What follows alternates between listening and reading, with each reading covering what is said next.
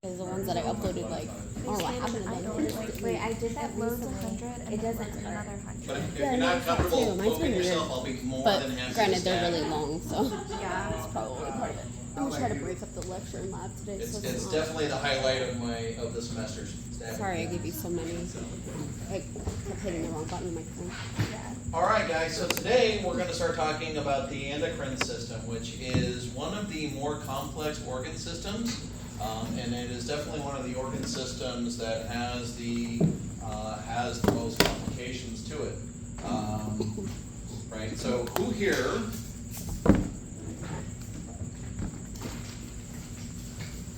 has had an endocrine dysfunction?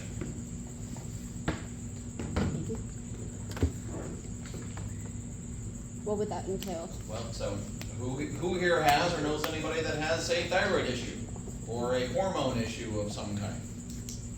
Right, so that would be under the classification of the endocrine system, right?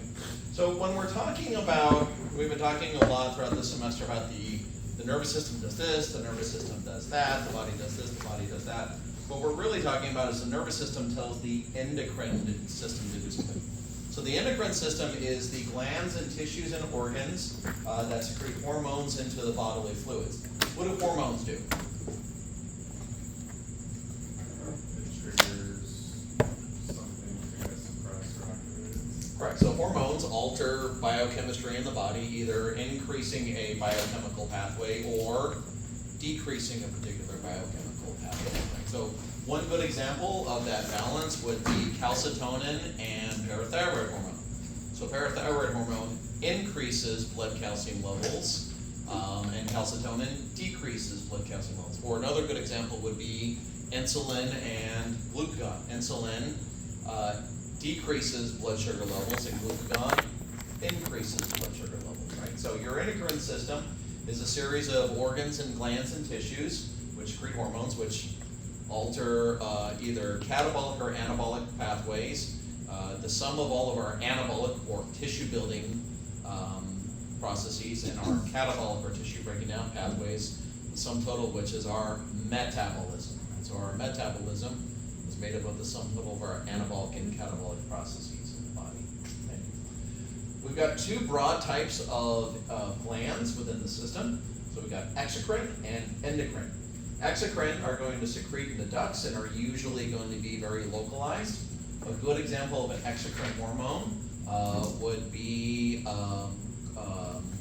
melanin, right? So helping to prevent against ultraviolet radiation, right? So skin senses that you're being exposed to ultraviolet radiation, wants to protect the skin from that ultraviolet radiation. So in response, you will release melanin to help protect your skin.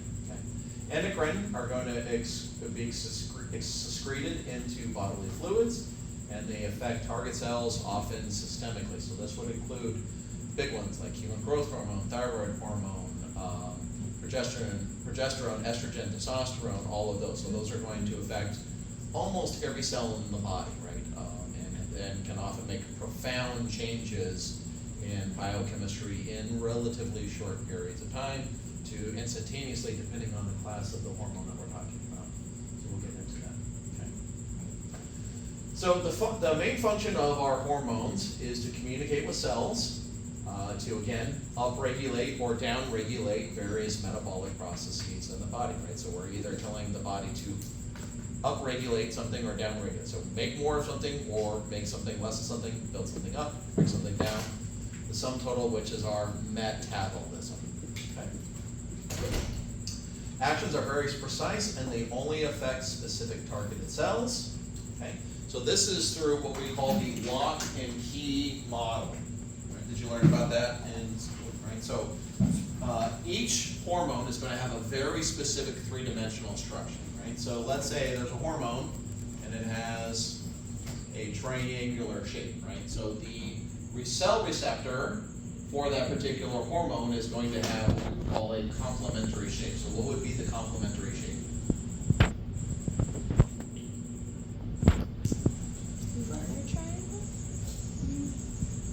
So that would be the complementary shape, right? Hence the lock and key model, right? So each specific hormone has a very specific receptor that only responds to that specific hormone because of that lock and key model, right? So they have what we would call complementary structures. So I always joke with people when they're like, I stay at a resort and there's a complimentary breakfast. Like I'll make a complaint that the waffles didn't say anything nice to me. So some of the endocrine glands include the pituitary gland, which is by far the most important gland within the endocrine system. It's kind of the master control gland. It works very closely in hand with the thalamus and particularly the hypothalamus, which one can make the argument that the hypothalamus is actually part of the endocrine system because it itself secretes hormones. Thyroid gland, parathyroid gland, both of which are found here in your throat. Adrenal glands, which are found just above your kidneys, and they produce a whole host of hormones that have a profound effect. Pancreas, which produces a large amount of your digestive enzymes, or digestive hormones. And then hormone-secreting glands and tissues, which include the kidneys, which produce hormones. Your heart produces hormones. And we're making an increasing argument for the fact that adipose tissue is both a connective tissue and an endocrine tissue, because your adipose tissue also produces hormones which have a profound effect on metabolism. Right, so we'll talk a little bit more about all of those as we go into this chapter. Any questions on any of this stuff so far? No?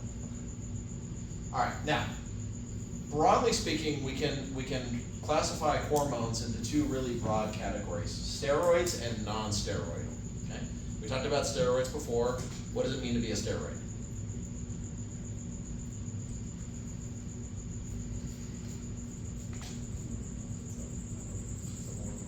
So a steroid is just a hormone with a specific three-dimensional structure to it, right? So it has two hexagonal rings and the pentagonal ring, right? So that's the backbone of them. All steroids in the body are derived from cholesterol. Cholesterol is the root for all of our steroids in the body. Okay? And then we've got amines, peptides, proteins, and glycoproteins. But basically, we can break it down into those two broad categories, and here's why. Okay. Steroids are lipid-soluble and can pass through the cell membrane. Receptors for steroids are found inside the target cell's nucleus. So steroids act by altering gene expression. Okay? What is gene expression, guys? What are genes? And I don't mean the genes of Specifically, it's the instructions on how to make a specific protein or enzyme or which is basically the type of protein, right? So steroids will go through the cell membrane into the nucleus, and it will actually target your DNA to turn on specific genes or enhance the activation of those genes to make more of a specific protein in the body, right? So for example, testosterone, right? Testosterone is the primary androgen. One of its main side effects is it increases protein synthesis and nitrogen retention, right? So it helps put lean muscle mass on individuals. And there's been lots of studies done where we've had test subjects not exercise and take testosterone, and even the ones that didn't exercise actually had increases in lean body mass, right? So steroids are very profound in their ability to impact things, right? Okay, so it works in the nucleus. Okay, so it will bypass the cell membrane, go straight into the nucleus, and it will alter mRNA production to enhance specific proteins in the body. Okay? So steroids are slow-acting, long-acting, right? So steroids take a while to kick in, and their effects last for quite a long time, and they stay in the body for longer periods of time. So if you ever see, like in bad action movies, like you'll see like a villain, inject himself with some steroids, all of a sudden he gets stronger. That's not how steroids work, right? You will get stronger, but it takes longer period of time. Now, you see in a movie where somebody gets shoots himself up with adrenaline, that kicks in very, very quickly, right? So, anyway, seen Pulp Fiction, right? So that's actually very accurate. Like somebody's ODing and you stab them right in the heart, they'll instantly come out of it. Or Narcan. Narcan works on a very similar way, right? So somebody's ODing, you give them Narcan, they instantly come out of their OD, and then they'll yell at you for ruining their high. Hey man, let's spend $100 on that. Wasted, okay? Non-steroidal hormones work in a different mechanism, okay? So they target cell membranes through what we call a secondary messenger system. Okay, so you got first messenger, and then you got a second messenger through what we call a cascade. What's a cascade, guys? What's another name for a cascade? Waterfall, right? So this is why it's called a cascade, right? So you have, right, so it goes like this, right? A, B, right? Right, sometimes it can be 10 or 15 enzymes or pathways that are involved in it. Sometimes it can be 30 or more, right? So if you take a biochemistry class, you'll learn a lot more about some of these cascades and enzyme pathways, okay? This is, for example, how caffeine works, okay? So caffeine will bind to a receptor on your cell membrane. This will then trigger, that's the first messenger, then it will cause this cascade involving CAP, which stands for cyclic adenosine monophosphate, right? Protein kinases, all these other things. That will then stimulate your mitochondria to slightly increase mitochondrial production, right? So this is how a lot of steroids work, or a lot of non-steroidal hormones work. So steroidal hormones, right, have to alter protein production, right? So it takes longer for its effects to happen and they last longer. Non-steroidal, fast-acting, short-acting, right? So, right, didn't get a good night's sleep, right? Go to Starbucks, get yourself, a double espresso, right? Perks you up, but then what happens after a couple hours? It wears off again, right? So it doesn't last for very long. Same thing with the effects of like adrenaline or corticosteroids. Well, actually, corticosteroids work very differently. Yes, sir. So when you're talking about coffee, right? When the coffee rush goes down and you get that drain, like, how does that cause the same thing, or? So yeah, it can lead to also things like adrenal fatigue and all of that. So, but if you're really tired, it only temporarily upregulates that. So a lot of people use caffeine as a substitute for, getting adequate amounts of rest and adequate nutrition. So, but if you overuse it, then you can start ending up with like adrenal fatigue and things like that. So, caffeine is the most commonly abused drug on earth. More people are addicted to caffeine than any other compound on earth, right? So, most of us, if we don't consume caffeine on a regular basis, we will have withdrawal effects, right? If you don't drink caffeine on a regular basis, you can get a headache from not getting caffeine in your body. Okay, so hormone levels are very precisely regulated through that negative feedback loop, which we're going to talk about here in a second. Okay, so the first step for all hormonal activity is release of tropic hormones from the hypothalamus to the either anterior or posterior pituitary. Okay, so you've got receptors in your body for every hormone, right? And because of that lock and key model, right, our receptors will send a signal to the brain saying receptors for estrogen are empty. Okay, the thalamus will then send a signal to the thalamus, which will then send a signal to the pituitary gland, which will then send a signal to the appropriate gland that produces estrogen in your body, be that male or female, right? We both produce estrogen. Okay. We're going to get into that here in a second. Okay. And then the nervous system can also influence certain endocrine glands directly, and then some are responding to changes in internal fluid composition, like for example, glucose, right? So glucose, or insulin, responds to, right, rise in blood sugars, and that'll stimulate that. Okay, so we're going to get into the details of that. You guys may remember we talked about a negative feedback loop. How does a negative feedback loop work, guys? Somebody explain it to me how it works. We've talked about it before in detail.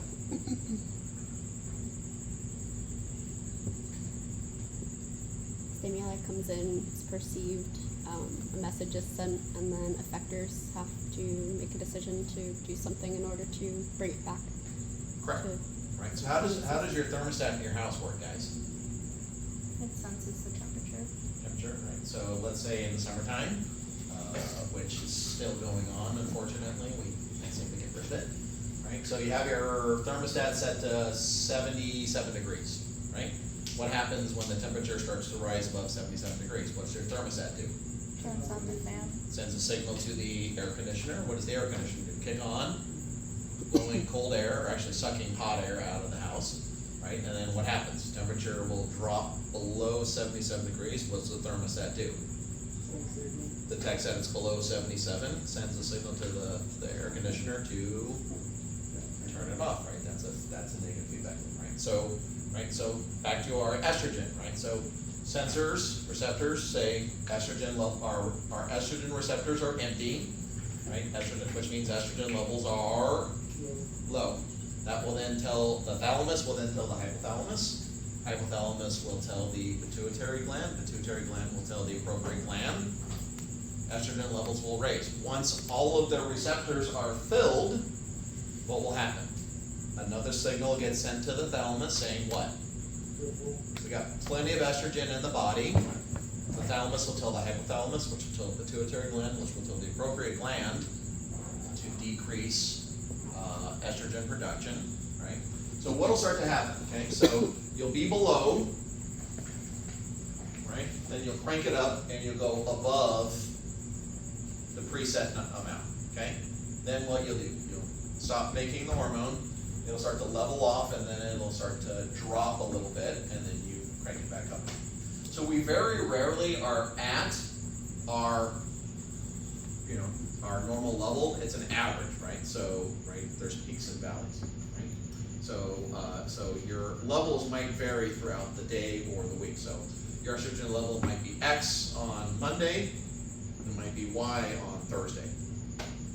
So you're going to be hovering just above and just below the level ideally. Okay? So when a guy gets testosterone supplementation, a lot of the times they'll put them on like a blocker so that the body doesn't produce estrogen because it Right. turns into estrogen. Is that basically stopping that process, the signal from going? So the reason why we do the estrogen blockers is our body likes to keep things in balance, right? So if you drastically increase testosterone levels, It'll try to the catch body wants to also raise estrogen levels to an appropriate level. So, Which would make the testosterone kind of useless, right? The supplementation, like. it doesn't make it useless, but you do end up also getting some of those other, so for example, young men who utilize anabolic steroids, they can develop breast tissue, all that kind of gynecomastia, other kinds of things. So it doesn't make it, so like they'll still get big and muscular, but they'll also start to develop breast tissue as Gotcha. well.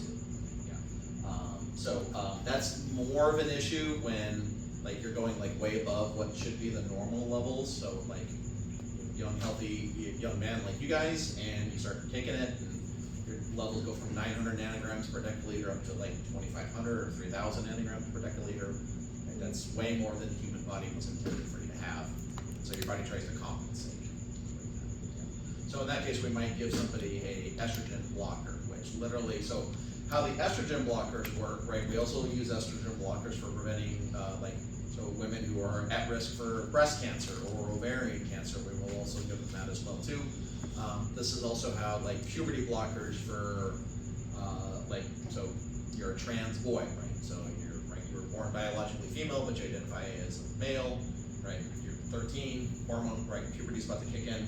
You do not want to develop female secondary sexual characteristics, so they'll put you on puberty blockers. So they all work the same kind of way, right? So they flood your body with something that is physically similar in shape to estrogen, which will fill up or bind the receptors, right? Or and then it permanently binds to the receptors. Okay, so those receptors no longer work. Now, eventually, what happens? Those receptors will die out and new receptors will be built, so you have to constantly do it. But that's how most like estrogen blockers work. It's also how testosterone blockers work. So if you have a trans girl, right, who doesn't want to develop male secondary sexual characteristics, it works the same way. So so for example, there's an enzyme called aromatase. Its job is to take testosterone and convert it into estrogen. So the most common drug for it is called, it's part of a class drug called an aromatase suicide inhibitor, right? So it permanently binds, like a kamikaze attack, right? So it permanently binds to it and kills the receptor. So your hormones are always constantly, like your fly by wire, right? You're trying to be, right, you're a little above, a little below, right, you're trying to adjust it. Issues start to happen when you can't maintain that, right? So for example, what are the symptoms of hyperthyroidism? Excessively high thyroid production. What can affect your blood sugar? Which you lose What else? weight loss, right? When You can it's- have extreme weight loss, right? Sweating like I went to confession, bulging eyeballs, hair loss, all of that, right? What can happen if you have excessively low or hypothyroidism? the opposite. when Weight slow gain, down. sometimes rapid weight gain. You're now colds, like sensitive to the cold, right? So you're freezing all the time. You can also have hair loss as well too. So those are the stuff. So a lot of hormonal or a lot of endocrine dysfunction happens when something's happening here between the triad of the receptors, the brain, and the effectors, right? When somebody's not getting the signal, then, right, so something's messing up and you're producing way too much or not enough, right? So we have what we call the axis for that. All right, so let's take a look at some of the individual hormone or glands and what they do. Okay, so first we'll start with the hypothalamus. Again, hypothalamus produces some hormones, but we'll get into that in a little bit. Okay, so the pituitary gland has got two lobes, the anterior and the posterior lobe. There's a slight demarcation between the two. Posterior pituitary releases hormones into the bloodstream in response to stimuli from the hypothalamus. So it's directly influenced by the hypothalamus. So it's directly connected to the bloodstream. All right, so the anterior pituitary produces the following hormones. Human growth hormone stimulates body cells to grow and produce, literally, right?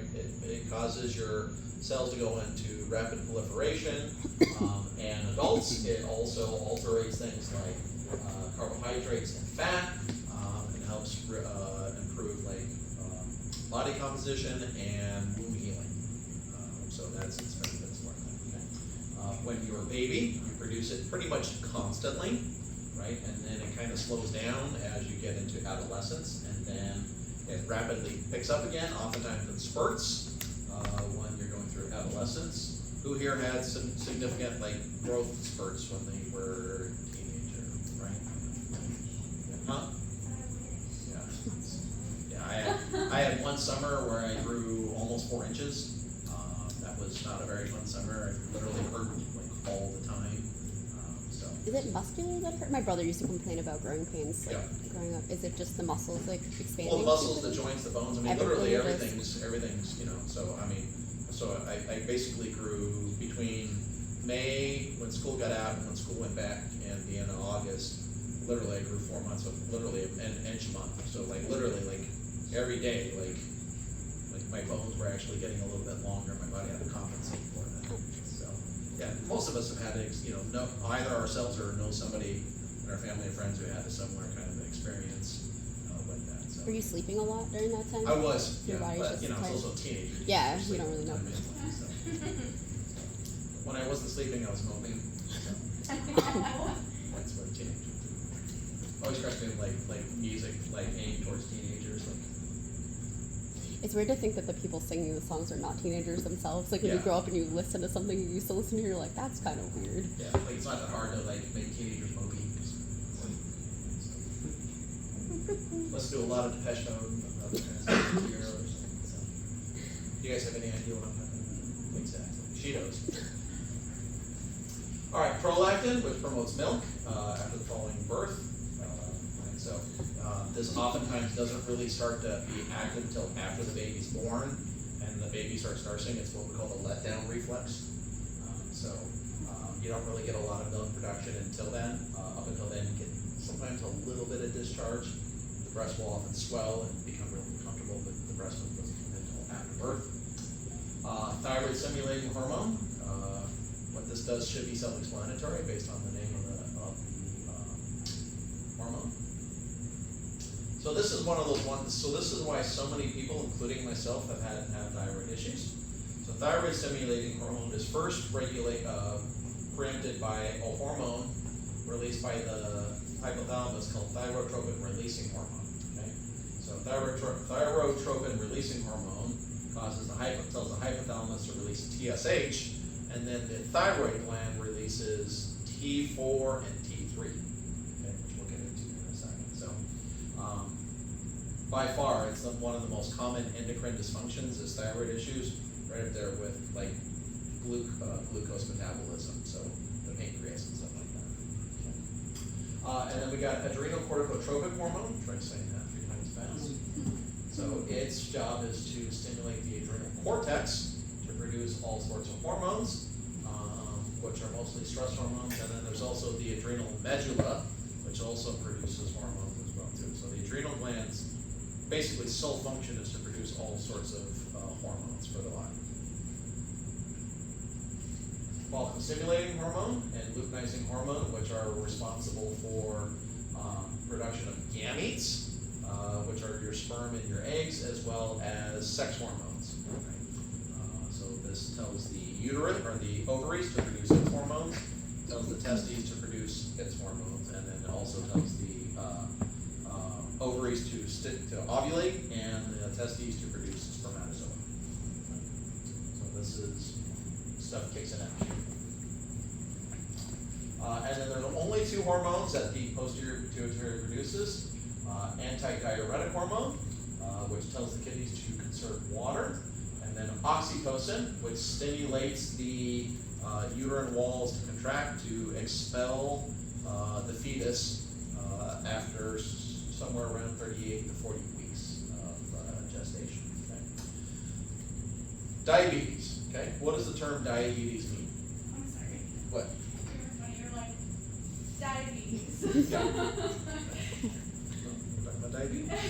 We'll talk more about babies at the end of the semester. So, finally, the history of where babies come from. Finally, that'll be solved for you guys. And that's great. All right, let's talk about diabetes. What does the term diabetes mean? Does anybody know what the term means in Greek? So the term in Greek means to run through, meaning like urine, right? So high urine output, okay? To the ancients, there was 2 types of diabetes, right? So there was diabetes insipidus and diabetes mellitus. Mellitus means sweet, right? So what's some of the classic symptoms of type 1 diabetes, especially in children?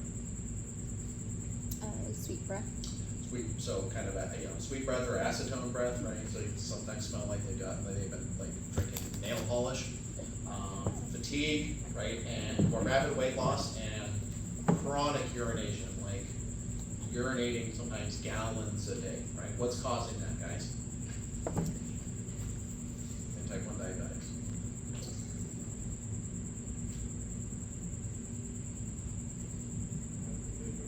Yeah. So, can type 1 diabetics uptake glucose into their body? No. So it's sitting there in their bloodstream. Right? Sugar is a solute, right? So what does it do? It pulls water out of the body and into the bloodstream, and then it gets filtered out through the urinary system, and then that's why you eat large amounts. Okay. The other type of diabetes is called diabetes insipidus, right? We called it insipidus because in Latin and Greek, insipid means we don't understand. Right? So we didn't know what was causing it, but we know what caused chronic urine output. Diabetes insipidus is caused by the inability of your pituitary gland to produce antidiuretic hormone. And you can inhibit the actions of antidiuretic hormone with the consumption of ethanol. What's ethanol, guys? Like alcohol? Drinking alcohol, right? So, right, you go to like a football game, right? What happens starting about the beginning of the 4th quarter of a football game? Right? No lines the first quarter of a football game. Big lines, especially for the men's room, by the beginning of the 4th quarter. What's happened by the beginning of the 4th quarter? Everybody has to pee. Had several beers. If you're a Raiders fan, you've had a lot of beers. So what happens when you're drinking alcohol, right? You're combining lots of fluid intake with a diuretic, right? So that's part of why it causes the, so especially like if you drink like alcohol and caffeine together, like Red Bull and vodka, now you're combining 2 different types of diuretics together. So you can get extra hungover. And then oxytocin, we'll talk more about oxytocin at the end of the semester, but its job is that's what causes those uterine contractions that makes you want to give birth. Kind of random, but with with testosterone replacement in women, I found out recently that it can actually cause insulin resistance, or at least that's what I've heard. Is there? There is some data to show that. We're not sure how or why. I was going to ask you if you knew like why that would be. We're not really sure why. So, but it's yet another example of how like nothing happens in isolation, right? You raise or lower any endocrine function in the body, it's going to impact the other endocrine functions, right? Nothing happens in isolation in the body, right? You change one variable, it affects multiple other variables in ways that we're still trying to figure out as we go along. Yeah, so there's just so much about the human body we still just don't understand. Which again, why life sciences, biology, research, great field to get into because you're never going to run out of stuff to figure out. All right, so let's talk about the thyroid gland. Thyroid gland is found right here on the larynx, basically on either sides. If you gentlemen, if you got Adam's out. So thyroid gland basically is right there, and then we also have the parathyroid gland, which we'll find on there. So the thyroid glands produce two hormones called T3, which is triiodothyronine. Try and say that 3 times fast, and thyroxine. So it refers to the number of iodine atoms. So T4 has got 4 iodine molecules, and T3 has got 3 molecules of iodine.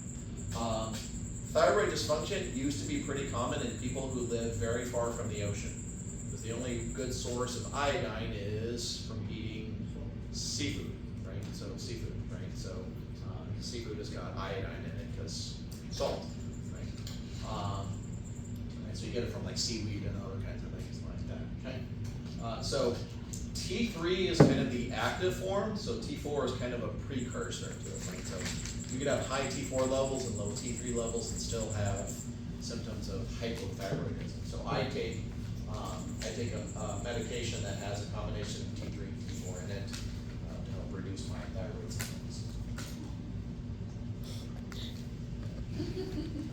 So its main job is to increase metabolism of all various food sources. So this is why if you have hypothyroidism, right, you can just look at a piece of cake and you gain 5 pounds, right? Whereas if you're overstimulating of thyroid, right, you're sweating all the time, you're hypersensitive to heat. It's not uncommon for people with hyperthyroidism to lose 30, 40 pounds in a single month, right? They start wasting away if they're producing too much thyroid hormone.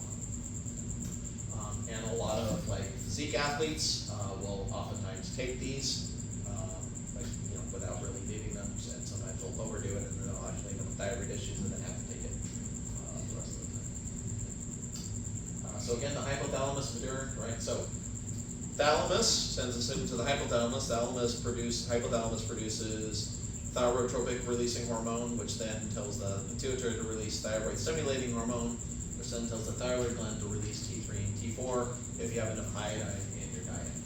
Okay.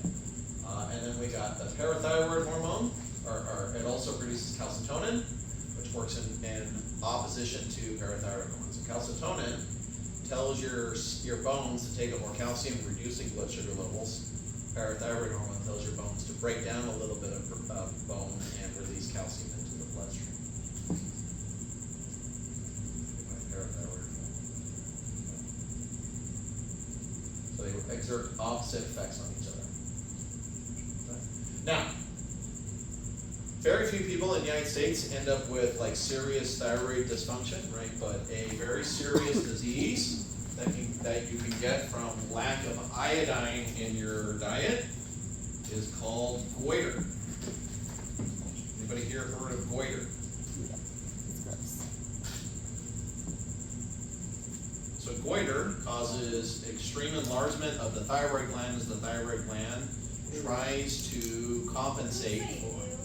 Yeah. So it can get bad enough that people will actually start to suffocate through their windpipe, right? So that's what we call goiter. Yeah. So how do we prevent goiter? Lots of salt. Getting adequate amounts of iodine. How do we get iodine in our diet? Salt.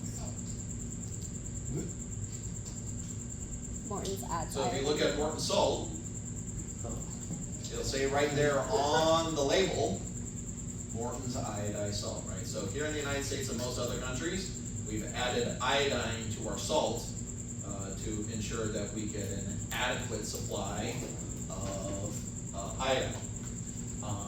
Another surefire way to ensure that you will end up with thyroid issues and end up with goiter is to be exposed to certain radioactive materials. So for many years after World War II, many people on the Japanese mainland suffered from a lot of thyroid issues and thyroid cancer due to their exposure to downstream metabolites of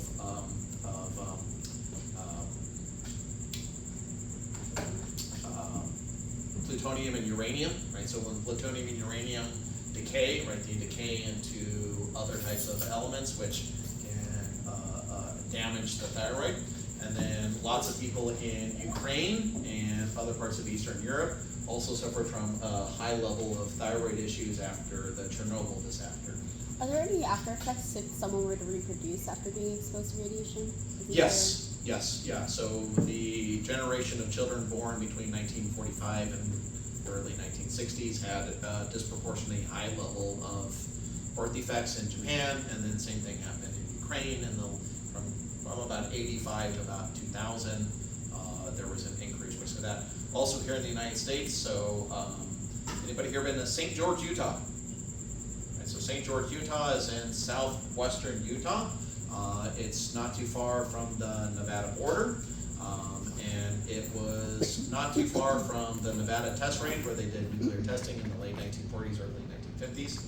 They set off a bomb out in the middle of nowhere in Nevada, out by where's Area 51, and then the wind would carry the radioactive stuff into the area where St. George is, and we saw a disproportionately high level of birth defects and babies born in the 1950s and 1960s.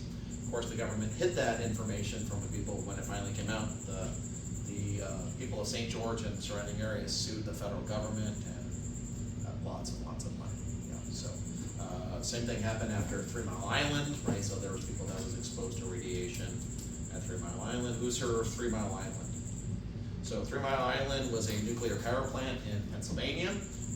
Had almost had a complete meltdown, and there was a release of radioactive material into the air and the surrounding water supply, causing several thousand people to be exposed to dangerous levels of radiation. Right? So one of the very common things is thyroid issues.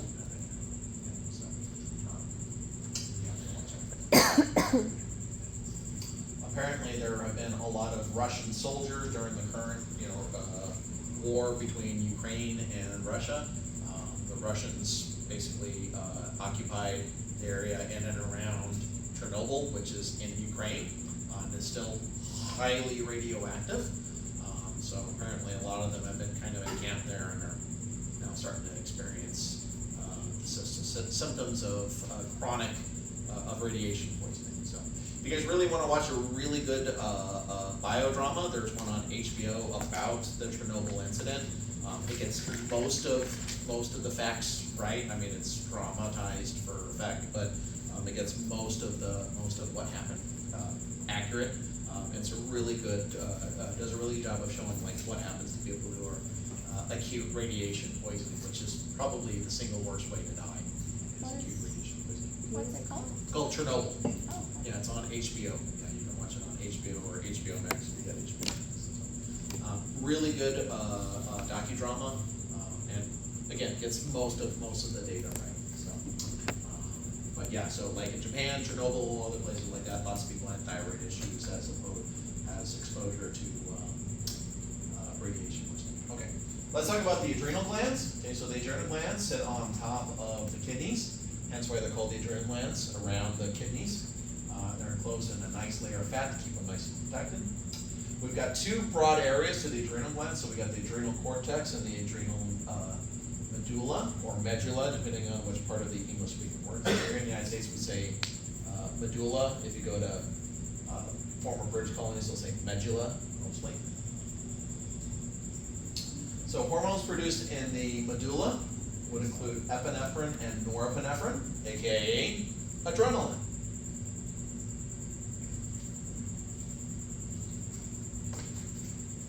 So that's that's why we call it adrenaline, because it's produced in the adrenal glands. And then the adrenal cortex produces a whole plethora of things, a whole bunch of different steroids, mostly corticosteroids. It also produces aldosterone, which also helps prevent dehydration, cortisol, and the sex hormones. What does cortisol do, guys? We'll talk about it here in a second. Aldosterone causes the kidneys to conserve sodium ions and thus water, and to excrete potassium ions. What do we know about sodium? Sodium's a solute. What do we know about water? Water follows solute. Reabsorb more sodium, reabsorb more solute, reabsorb more water, so it's an anti-diuretic.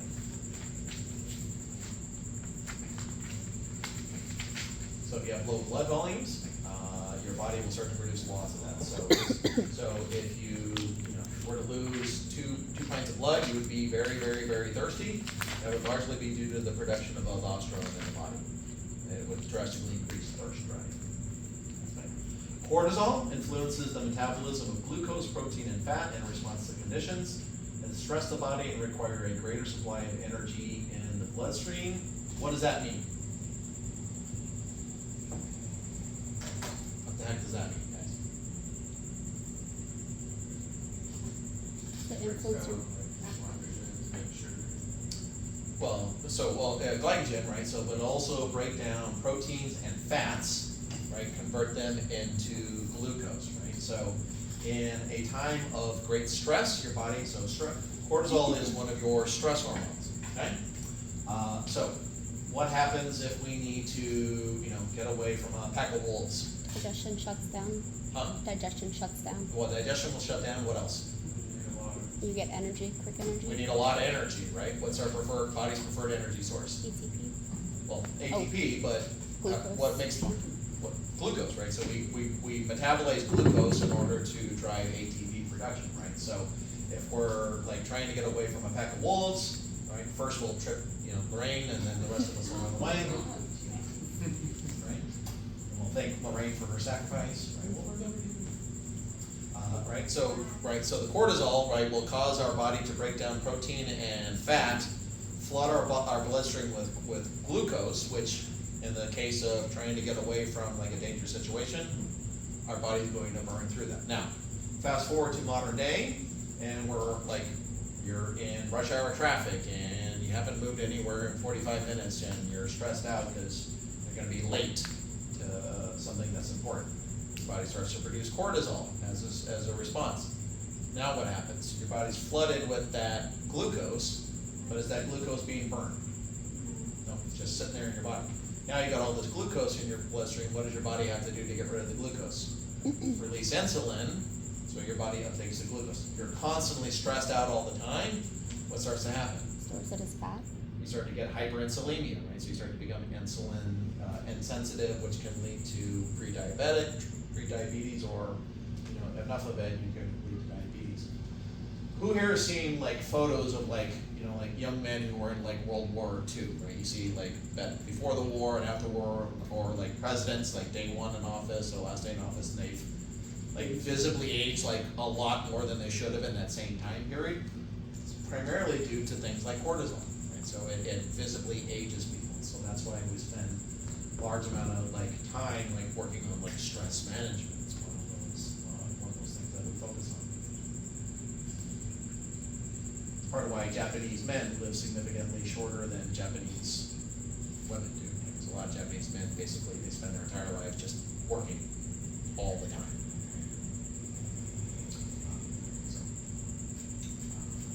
You want to see like the closest thing to like immortality you have, like go to Okinawa, like go hang out with a bunch of little Okinawan ladies. So they're like 100 years old and like hardly look like they age. All right, and then there's also the adrenal sex hormones. Those are supplement those released by the gonads. Ladies, do you produce testosterone? Mm-hmm. Where do you produce it? You don't have testes. Ovaries. You produce it in your adrenal glands. Gentlemen, do you produce estrogen and progesterone? You don't have ovaries, so where do you get it from? Right, so this is where you're going to produce those opposite sex hormones. And then ladies, this is where you will produce most of your estrogen and progesterone after you go through menopause. So when the ovaries kind of shut down, most of it will produce there. Right?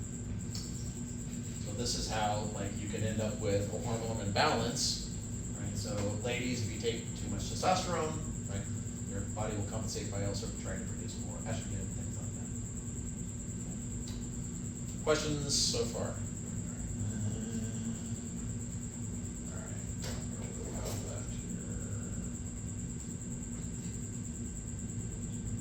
All right, and we can kind of power through this. Okay. All right, so pancreas produces a whole plethora of stuff. A lot of stuff. We're going to get into this and also in greater detail when we talk about the digestive system here in a little bit. Okay.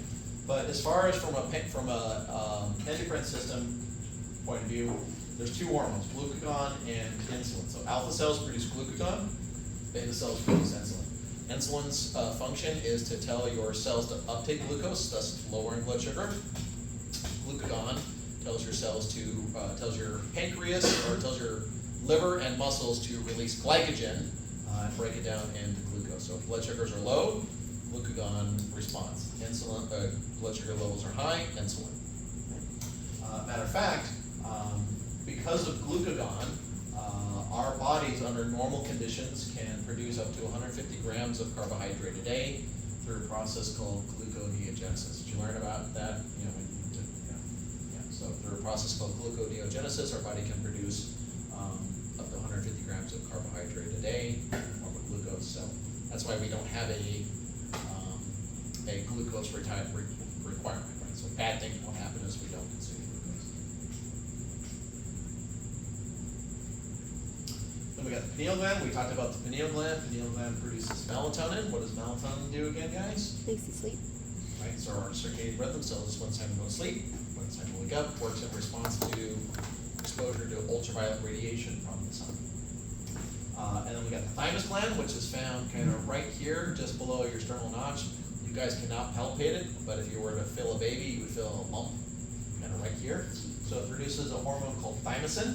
Thymosin is very mysterious. We're not really sure how it works, but it works in maturating what we call T cells. The reason why they're called T cells is because they are first into the thymus gland to be exposed to thymosin. So this is involved in immunocompetency. We'll get into that in a little while. We'll talk about the immune system. And then we got the ovaries, which produce estrogen and progesterone. Estrogen is primarily responsible for secondary sexual characteristics, and progesterone regulates your uterine cycle.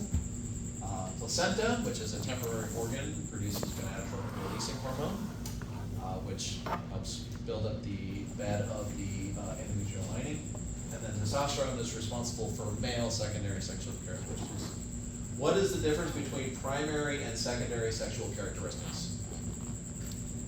Primary is like your genitals, and then like when you go through puberty, you gain like breast tissue and that kind of thing. Right. So primary would be your gender, right? So do you have indoor plumbing or outdoor plumbing? And then secondary would be all those characteristics that kick in at puberty. So those are largely responsible due to estrogen and progesterone. So what would happen to a man who introduced estrogen, large amounts of estrogen into his body? Grow. He would start to develop secondary sexual characteristics. So his voice might go up an octave, loss of body hair, softening of the face, development of breast tissue, hips, narrowing of the waist. What would happen to a woman who takes in like large amounts of testosterone?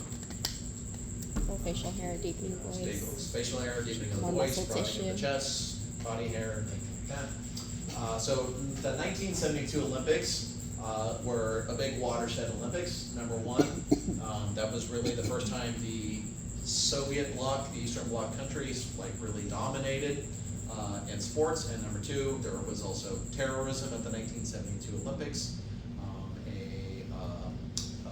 A terrorist group kidnapped several Israeli athletes and held them hostage and then eventually killed them. One of the big hallmarks of the 72 Olympics was the coming out party for the Eastern German team. Right? So especially in women's events, the East German women were just dominating, right? You see like a swimming event and first, second, third, fourth, fifth would be the East Germans or track and field or things like that. Turns out later we found out that they were taking large amounts of anabolic steroids, and there are stories of women, so like you're an athlete, right, and you do a preliminary heat in the 5,000 meters, right, and then what do? Go back, shower, and then go on with your day. So there were stories from the 1972 Olympics of women, like they're in the locker room, they're showering, changing and all of that, and they heard masculine voices and they're diving to get in lockers and cover themselves up because they thought men were walking into the locker rooms, and it was the East German women's athletes who had taken so many steroids they started to develop masculine voices. And many of these women, after they retired in the in the early 80s to mid 80s, wanted to like get married and start families, and a lot of them realized that they couldn't because they so screwed up their reproductive systems. And then after the unified German government, they ended up suing the unified German government for the damage, because in Eastern Germany was a totalitarian state. Like you're a pole vaulter for Eastern Germany, and they tell you take this drug, you're going to take the drug, right? They didn't really ask. Where was the 72? The 72 Olympics were in Munich, Germany. Yeah. So the East Germans really wanted to show up their Western counterparts. So like they really wanted to dominate the West Germans in the Olympics. Yeah. So that was their chance to do it. Okay. Also, we've got the heart produces ANP. This is actually the only diuretic hormone produced by the body. So we have multiple hormones that are involved in preventing diuresis, and only one hormone that's made to promote diuresis. This used to be a good thing back when water was less ready, and we also didn't get a lot of sodium in our diet. Now we have a diet that has large amounts of sodium in it, causing fluid retention and causing for a lot of people hypertension. Right? So sodium used to be very rare in the diet. Now it's too much sodium in the diet. All right, questions? Cool. All right. Come back about 8:20, and then we will talk about ABO blood typing systems, and then we will stab each other, and hopefully I'll get to stab like one or two of you.